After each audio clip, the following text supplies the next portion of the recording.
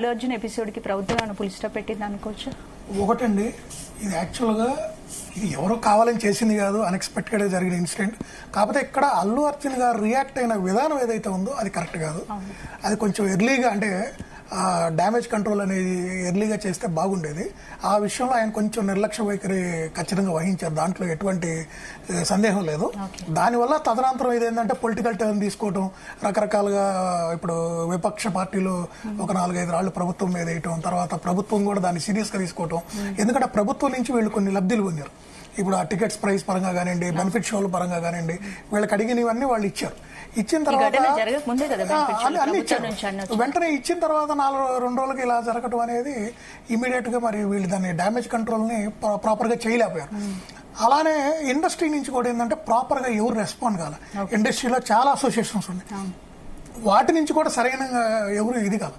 So CM గారు ఆ విషయంలో బాగా హర్ట్ అయ్యారు, దాంట్లో ఎటువంటి డౌట్ లేదు. సో ఎప్పుడైతే ప్రభుత్వం నుంచి కొంత వ్యతిరేకత వచ్చిందో ఆ తర్వాత ఇక దిల్ రాజు గారికి కూడా రీసెంట్ గా పదవి ఇచ్చారు, ఆయనకు మంచి. సో ఈ కోఆర్డినేషన్ అనేది ఇప్పుడు స్టార్ట్ అవుతుందండి. యాక్చువల్ గా మీరు దిల్ రాజు గారికి ఇప్పుడు ఈ పదవి ఇచ్చిన తర్వాత ఇప్పుడు ఆయన వీళ్ళందరినీ గ్యాదర్ చేసి ఇప్పుడు ఈ డిస్కషన్స్ కానీ ఇవన్నీ జరిగినాయి. ఖచ్చితంగా రేవంత్ రెడ్డి గారు అయితే నాకు తెలిసినంత వరకు, అంటే సోర్సెస్ నుంచి వచ్చిన ఇన్ఫర్మేషన్ ప్రకారం అయితే ఇప్పట్లో బెనిఫిట్ షోస్ కానివ్వండి, టికెట్ ప్రైజెస్ పెంచుకోవడానికి సంబంధించి కొత్తగా పర్మిషన్స్ గానీ ఏమీ ఇవ్వనని క్లియర్ గా అయితే ముందే చెప్పారు. అంటే ఏంటి మీటింగ్ వల్ల ఉపయోగం ఏంటి? నిన్న మీటింగ్ లో సినీ ప్రతినిధులు ఎన్నో అంశాలను రేవంత్ దృష్టికి తీసుకెళ్లారు, మరి అలాంటి ఏమీ జరగలేదు. రేవంత్ రెడ్డి గారు చెప్పాల్సింది చెప్పిరు తప్ప వినే అవకాశం ఇవ్వలేదు. ఏం చెప్పదలుచుకోవాలంటే చెప్పలేకపోయారనే గుసగుసలు వినిపిస్తుంది. నిన్న మీటింగ్ కేవలం కూడా ప్రభుత్వం దగ్గరికి వెళ్లి మేమందరం ప్రభుత్వానికి అనుకూలంగానే ఉన్నాం, మా సైడ్ నుంచి ప్రభుత్వం ఏం చెప్పినా కూడా, అంటే అదే ఇప్పుడు యాంటీ డ్రగ్స్ రిలేటెడ్ కానివ్వండి, ఇంతకుముందు కూడా ఆ విషయం రేవంత్ రెడ్డి గారు ఒకసారి చెప్పారు. మీరందరూ మా దగ్గరికి బెనిఫిట్ షోలు, టికెట్లు ప్రైజెస్ పెంచమని వస్తున్నారు, 14 జీవోలు, ఎగ్జంప్షన్స్ ఏమంటున్నారు, కానీ మీరు బాధ్యతగా సమాజానికి ఏం చేస్తున్నారు?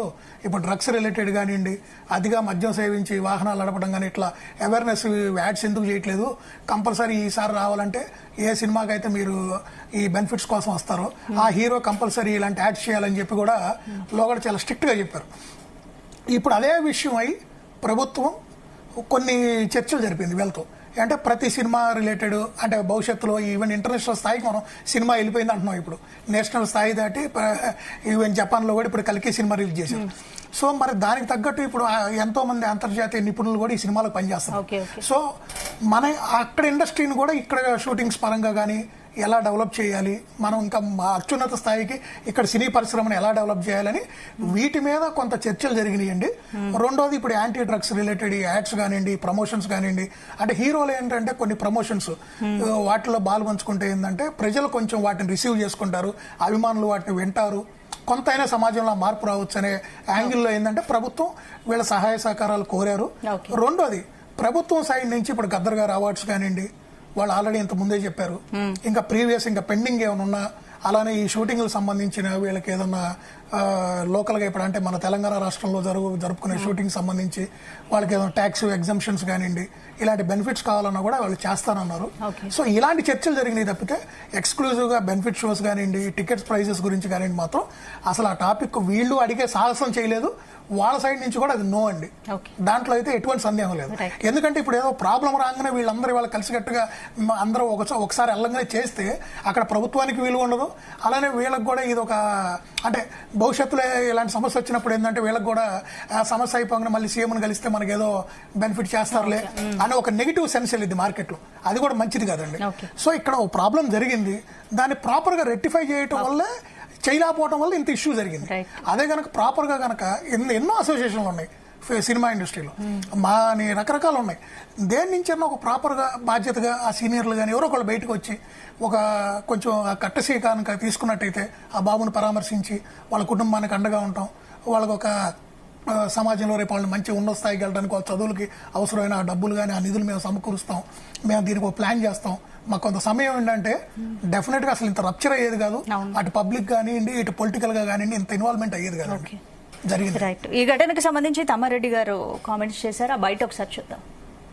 మొత్తానికి ఇండస్ట్రీకి వాళ్ళకి ప్రెస్టేజ్ అయిపోయింది, గవర్నమెంట్కి దీనికి ప్రెస్టేజ్ అయిపోయింది.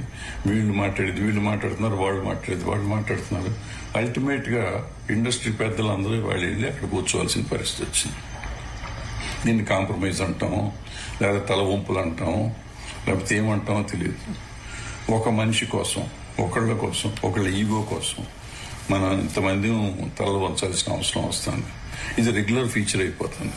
గతంలో కూడా ఇట్లా ముఖ్యమంత్రుల దగ్గరికి మనం అంతా వెళ్లాల్సిన పరిస్థితి వచ్చింది. ఇది ఆలోచించాల్సిన విషయం. ఆలోచిస్తారని ఇక మీదట హీరోలు ఎవరిష్టం వచ్చింది వాళ్ళు చేసుకోవచ్చు, ఎవరి ఇష్టం వచ్చిన సినిమాలు వాళ్ళు చేయొచ్చు, ఎవరి ఇష్టం వచ్చినట్టు వాళ్ళు ఉండొచ్చు, ఎవరి ఇష్టం వచ్చిన మొత్తానికి ఇండస్ట్రీకి వాళ్ళకి ప్రెస్టేజ్ అయిపోయింది, గవర్నమెంట్కి దీనికి ప్రెస్టేజ్ అయిపోయింది. వీళ్ళు మాట్లాడుతున్నారు, వాళ్ళు మాట్లాడుతున్నారు. అల్టిమేట్ గా ఇండస్ట్రీ పెద్దలందరూ వాళ్ళు రైట్ చూస్తున్నారు. అంటే తమ్మారెడ్డి గారి బయట విన్నాము. ఏంటి అంటే అంత సీనియర్ మోస్ట్ ఇండస్ట్రీలో ఉండి కూడా తనకు ఆహ్వానం అందలేదా, తను ఎందుకు అల్లు అర్జున్ టార్గెట్ చేసి మాట్లాడుతున్నట్టు అనిపిస్తుంది. చాలా మంది సీనియర్లకు కూడా ఆహ్వానం అందలేదు టాక్ కూడా వినిపించింది. నేను కూడా అదే అంటే బహుశా మరి వాళ్ళు ఎవరిని పిలిచారు, ఎవరిని పిలవలేదు.